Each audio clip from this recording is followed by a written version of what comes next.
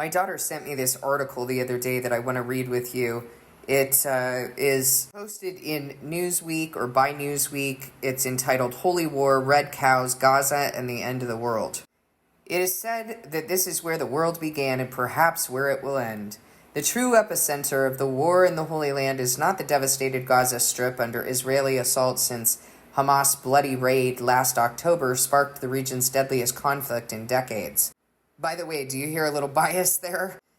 Right, so Israel's attack on Palestine is not bloody. Only Hamas's attack is bloody.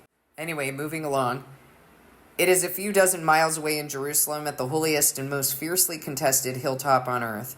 The war has increased religious tensions and given new impetus to a group of Jews and their evangelical Christian allies who are set on rebuilding an ancient temple where millennium-old Islamic shrines now stand. A suggestion that arouses the horror not only of Palestinians and Muslims worldwide, but of many Jews in Israel and around the globe, as well as that of would-be Middle East peacemakers. The Third Temple advocates have been preparing for the day when the temple can be rebuilt, complete with rabbinically certified red cows shipped from Texas for use in sacrificial purification rituals. Kind of interesting because rabbinically certified red cows? What's a rabbinically certified red cow in the Bible? Nothing. It doesn't exist. And shipped from Texas, so like basically you don't know how these cows have been cared for. And you're supposed to know, because you're supposed to be the ones caring for them. The architectural designs are already along the lines of the detailed biblical descriptions. Now, where is the biblical description? You need to know this, because you need to know where these things are in the Bible and what they're actually representing. The biblical description is in Ezekiel. I believe it begins in Ezekiel 40, where it's talking about the third temple. What's the third temple, guys? Those of you who are Christian, who claim to be Christian, what does it say in the New Testament about the third temple? You're the temple. So when Ezekiel is being walked through this temple, you understand that it's symbolic, that Jesus is building his third temple in his people. Why in the world would people claiming to be Christian be supporting this idea? They're denying that Jesus has been this sacrificial lamb because they don't understand the word, they don't read the word, they listen to human beings who are delusional. Why would you need a purification ritual with a red heifer? You realize that there's only one place where red heifers, not red cows, red heifer is used, and that's in Numbers 19, in order to describe how a person was to be cleansed if they had been around a dead body, because they needed to be clean in order to enter into Passover. But the way that this is being described, this red heifer is like, oh, there's a red heifer prophecy. Where? I don't see a red heifer prophecy. This is what the red heifer was used for. The ashes of the red heifer were mixed with water, and that was supposed to cleanse you from having been around a dead body. With the sacrifice of Christ, this is not something we would do anymore. Why would Christians be supporting this? The answer is they're not Christian. They do not understand the word because they're not reading the word, and they're not sitting in the counsel of God. So it says the architectural designs are already along the lines of the detailed biblical descriptions. Robes have been woven and utensils assembled to biblical specifications for ceremonies at the planned temple. Now, some of the people supporting this, claiming to be Christian, literally think that they are going to fulfill their covenant through an ethnic group. Are they? Are they going to do that? Do they have a different covenant than the rest of us? Did Jesus say, make sure that you are supporting an ethnic group? That's the covenant I bring to you? No, he did not. Messianic Jewish supporters? What is that, by the way? What's Messianic Jewish supporters? Christians? Like, was there a difference in the way that people were identified in the Bible if they were a Jewish Christian versus a Gentile Christian? No. They were just called Christians. What the heck is a Messianic Jew? If we don't use God's language, we're not going to understand his truth.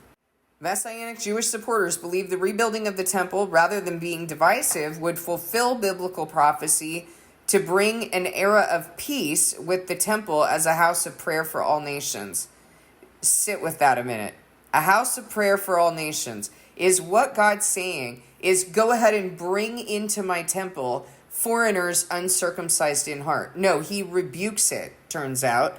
He says, you brought foreigners uncircumcised in heart into my temple. So God is not saying to bring, he's not talking about bring an era of peace with the temple as a house of prayer for all nations. This has been a counterfeit Christian narrative for centuries. This is not something that we want to happen. This is not something God has said is going to happen. When he says a house of prayer for all nations, what he's saying is he has extended salvation to all of these nations. And then he pulls out of the nations those who actually respond to the covenant. He has not said, bring them all in. That's ridiculous. It's a complete lack of understanding of the Word of God and the heart of God. Christian backers, meanwhile, believe it would be an important step toward the second coming of Jesus. Okay, so they're going to usher in the second coming of Jesus. So let's get the show on the road, basically. You see how stupid this mentality is? Would be an important step toward the second coming of Jesus and an apocalyptic last battle with the Antichrist. Oh, they're so dumb. The Antichrist, counterfeit Christianity, is going to wage war on God's people, and God's people are going to die. I don't know what this apocalyptic last battle with the Antichrist, what does that even mean?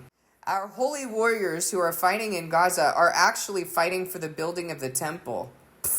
Whatever. These are irreligious Jews, ethnic Jews, not religious Jews, irreligious ethnic Jews who are using religion to play you because you don't even know your religion. Netanyahu is already, he's already let us know. He has already made statements as to not being worried about the United States because, people here are just so dumb and have such a counterfeit Christian narrative going. He doesn't have to worry about it. He just plays you like a fiddle. And for people like Constantine or Trump and others who use religion as a political platform or to gain political followers and political power, it's easy.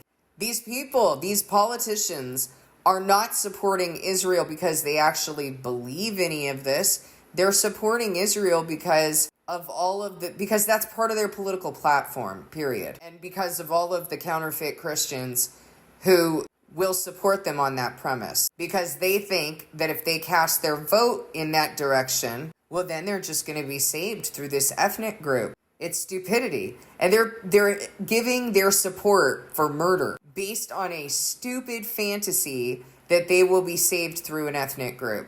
Our holy warriors who are fighting in Gaza are actually fighting for the building of the temple. No, they're not. They're fighting for land. One Jewish prayer leader pronounced recently on a controversial visit to the believed site of the two previous Jewish temples in Jerusalem.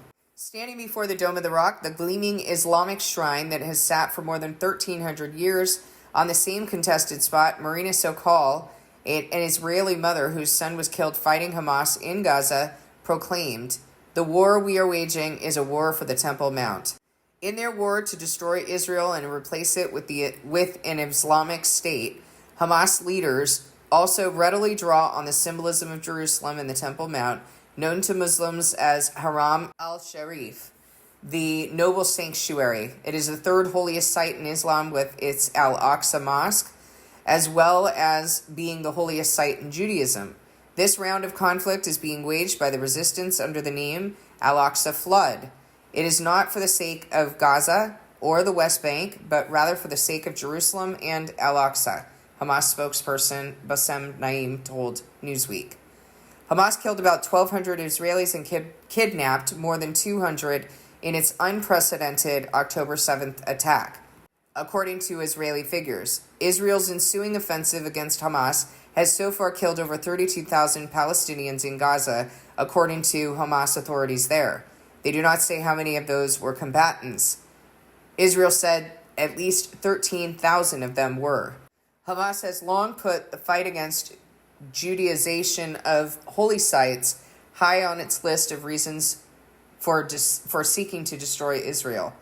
During the ongoing holy month of Ramadan, Hamas leaders again urged Palestinians to rally to the 36-acre holy site, scene of frequent confrontations in the past, and spark for wider violence. Israel has restricted the number of worshippers in the name of security concerns, drawing complaints from Palestinians of unfair treatment and of breaking long-standing agreements. Israel's government has set its three-war aims in Gaza as destroying Hamas, bringing home the hostages that remain, and ensuring the territory can no longer pose a threat. Aims that have widespread support among Israeli Jews. But the hope that the conflict might be a step to the rebuilding of the temple also resonates for Third Temple advocates, who form a part of a fringe that has gained strength under the right-wing government of Prime Minister Benjamin Netanyahu. The Holy Temple now more than ever, said a social media post from the Temple Institute, one of the leading groups seeking to promote interest in rebuilding the temple. We're all looking forward to the day after Israel's defeat of all our enemies. Building the Holy Temple, a house of prayer for all nations, Isaiah 56:7, is the only peace plan that can and will succeed, said the Institute, which in the past was reported to have received some state funding but says it no longer does. How are you going to, how is this going to promote peace? Like, think about that for a minute. If they had the capacity for peace, they would come to an agreement with Palestinians, with Muslims. What are they going to do? They're going to build a temple according to like what they want and then say, oh, now there'll be peace. No, there won't. That's like absurd. Is anyone even using their common sense anymore? This is not going to promote peace, nor is that their aim. The Muslims correctly understand the historical and religious significance of the Temple Mount for the Jewish people and therefore focus their incitement on the Temple Mount. Yitzhak Reuven, director of the Temple Institute's International Department, told Newsweek. In effect, the war in Gaza is very much a war over the Temple Mount. An Israeli government spokesperson acknowledged Newsweek's questions but did not respond by the time of publication. For Palestinians, the growing religious activity at the site is already a step towards cataclysm. These are the seeds of conflict and the seeds of the type of fire that could burn the entire Middle East, Palestinian academic Adnan Julani told Newsweek. This is the most dangerous plot of land to play with. The Palestinian Authority, which runs part of the Israeli-occupied West Bank and seeks a state alongside Israel, did not respond to a request for comment. According to Jewish tradition, the place known as Mount Moriah is where the world was created. Doesn't say that in the Bible, by the way. This is according to rabbinical commentary. This was where Abraham offered his son as a sacrifice. For Jews and Christians, that son was Isaac, whereas most Muslim sources say it was Ishmael. This was where King Solomon built the first temple, destroyed by the Babylonians in 586 BC. It's thought the second temple was built 70 years later, the temple from which Christians believe Jesus drove out the money changers. That temple was destroyed by the Romans in 70 AD. For Muslims, the site is where Muhammad made a miraculous night journey from Mecca before ascending to heaven. Muhammad and his followers turned here for prayer before they turned to Mecca. The Dome of the Rock was built a little over 50 years after Muhammad's death in 632 AD. In the Middle Ages, some Muslims, Jews, and Christians believed the gold-domed and elaborately tiled structure actually was Solomon's temple. Well, that's stupid because Solomon's temple was destroyed. That was the first temple, and it was destroyed. So obviously they're not reading the Bible that they claim they understand, that they claim they're speaking on. A call to rebuild the temple is part of the daily prayers of religious Jews.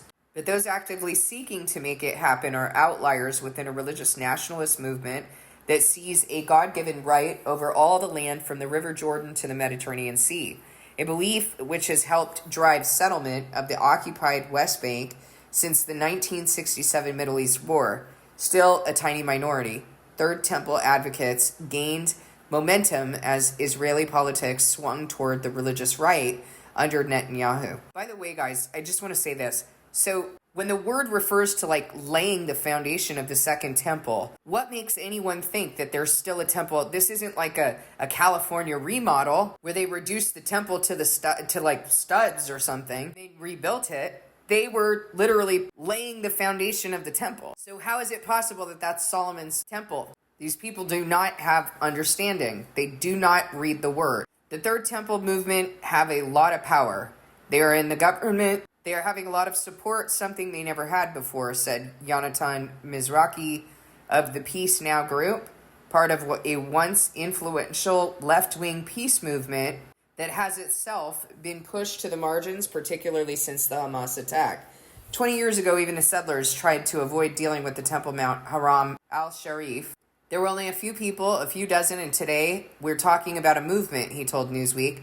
A very loud movement, but it's still a minority. Outside Israel, the movement has little traction.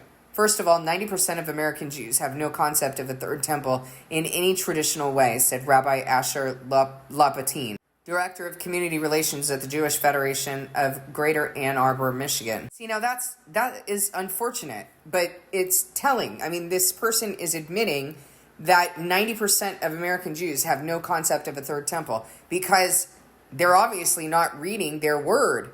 Ezekiel tells you that there is a temple. Why would Ezekiel prophesy to this third temple? Obviously, they're not going to understand that we're the temple, that we are living stones in the third temple. Why would they not understand that? Because they haven't accepted the Messiah, so they don't accept the New Testament. So Christians are supposed to understand that. But they should at least understand from the book of Ezekiel that there is a third temple. So this tells me that they don't even care. They're so disconnected from their own so-called religion. He says the other 10% who are Orthodox or traditional are almost entirely of the opinion that the third temple will be rebuilt only after the Messiah comes and there is world peace. By the way, did Jesus say, don't think that I've come to bring peace but a sword? I mean, come on. When he comes, he will bring a sword. He's not coming for world peace. He's coming to restore his kingdom. Even this language is completely without understanding. Where does the word say that he's going to restore world peace? It says he's going to restore the kingdom. And we know as Christians that he brings a sword and rules the nations with an iron scepter. This is just, it's really shameful. Ultra-Orthodox Jews believe that only God will build the temple. Well, that is true. The Third Temple activists in Israel distanced themselves from the most extreme radicals, such as the Underground Group, whose members were arrested in 1984 with an alleged plan to blow up the Muslim sites. Many Third Temple activists assert that ultimately Muslims themselves will ask for the temple to be built in fulfillment of divine will. Oh, we definitely need to get rid of the Dome of the Rock, said Melissa Jane Kronfeld, who came to Israel from New York and is a vocal supporter of the movement. I actually think it should be moved and preserved into a beautiful museum somewhere, she said. Oh, how sweet. I mean, really, this is someone's religion. It might not be the correct religion, but what is she talking about? She goes on to say, it's not part of the plan.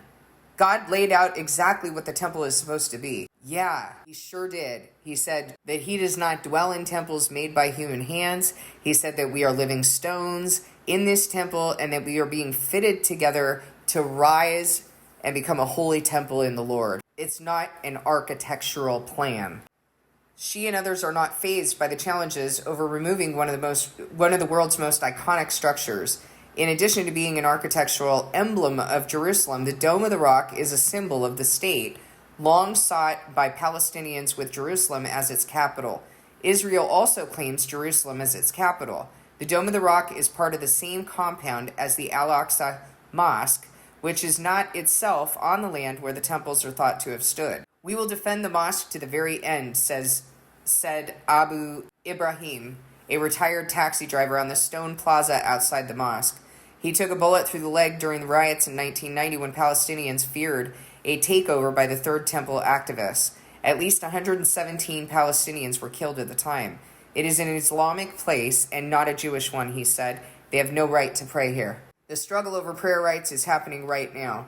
Every morning that visits by non-Muslims are allowed, groups of religious Jews gather at one gate through which they are permitted to visit. Every morning, an Israeli police officer tells them that they are not allowed to pray on the Temple Mount. Every morning, they go up under police escort and pray there, reciting from their mobile phones. Those who say prayers aren't happening here aren't the ones who are coming up with us, said Kronfeld, whose group, High on the Har, encourages visitors. The legal situation for prayers is complicated. After Israel captured the site in the 1967 war, it ignored the suggestion of the army's then chief rabbi to blow up the Dome of the Rock and clear the way for the Third Temple. Instead, the government chose to retain a status quo with administration under an Islamic, I think the word is waqf, that bans prayer by anyone except Muslims.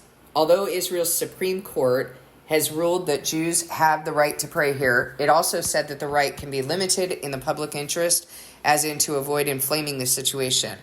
Visits by non-Muslims are not allowed on Fridays, the day of the main Muslim prayers, or on the Jewish Sabbath. They are also curtailed during Ramadan and other Muslim holidays. The status quo has come under strain as Israeli politics has shifted. Hardline Security Minister Itamar Ben-Gvir made the point of proclaiming Israeli ownership during controversial visits last year, drawing furious responses from Palestinian groups, including Hamas. The Security Ministry did not respond to a Newsweek request for comment. Palestinians complain that their own prayer rights are being restricted by the Israelis, particularly since the war in Gaza. They are changing the status quo and creating a new agenda, Palestinian political scientist Mahdi Abdul Hadi, a member of the Waqf Council, told Newsweek. Trouble at the site quickly fires up the region. It helped to trigger the second Palestinian Intifada in 2000 as the uprising derailed peace talks. In 2021, Israeli police stormed the compound after stone-throwing protests over Ramadan prayer restrictions. The result, 11 days of fighting between Hamas and Israel and an inexorable step towards the latest conflict.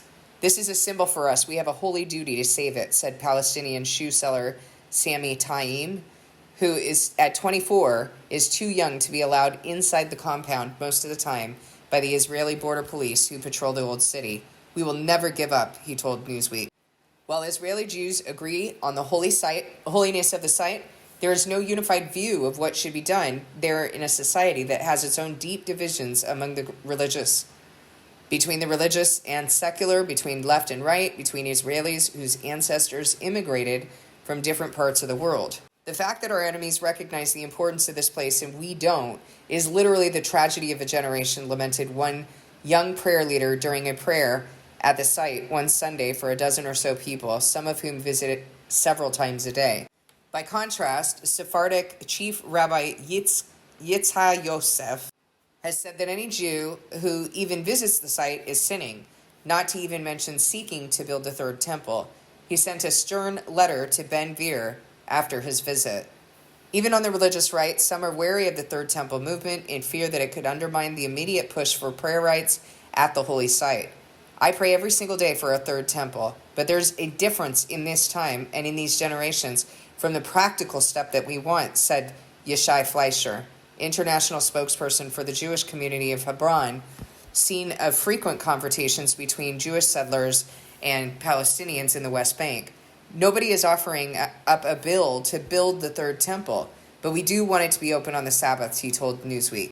A poll in 2022 found that 50% of Israeli Jews favored allowing Jewish prayers at the Temple Mount, with 40% against it. But only 12% saw prayer at the religious site as a religious commandment.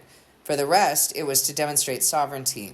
Among secular Jews, 39% opposed allowing prayers because of the potential reaction from the Muslim world. Okay, I'm going to stop reading I'm actually going to stop reading this. Is the building of the temple biblical? The building of the third temple is biblical, but it is going to occur in God's people, and that is made abundantly clear throughout the New Testament. Otherwise, the apostles would have been concerned about rounding everybody up to build that temple. What is going on in Israel right now originated out of Europe and was fueled by the British government through the Balfour Declaration in 1917 during the First World War, in which they announced their support for the establishment of a national home for the Jewish people in Palestine, which was then an Ottoman region with a small minority of Jewish population. Now, what was going on in Europe during this time?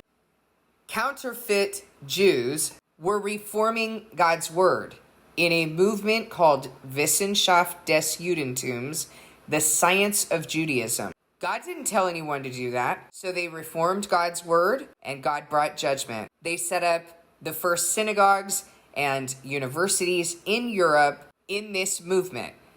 These Ashkenazi Jews, fueled by this Balfour Declaration, have gotten it in their head that they are entitled to this land and have manipulated scripture in order to promote this narrative that they're entitled to that land, that it's their land. But that's not true. Where in the Bible does it say that God is going to give anybody this land before the resurrection? Nowhere.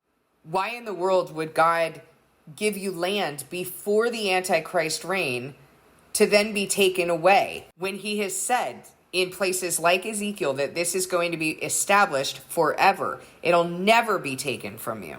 These people are irreligious, both those claiming to be Christian and those claiming to be Jewish. They do not know the word. They don't care about the word. All they care about is their own narrative.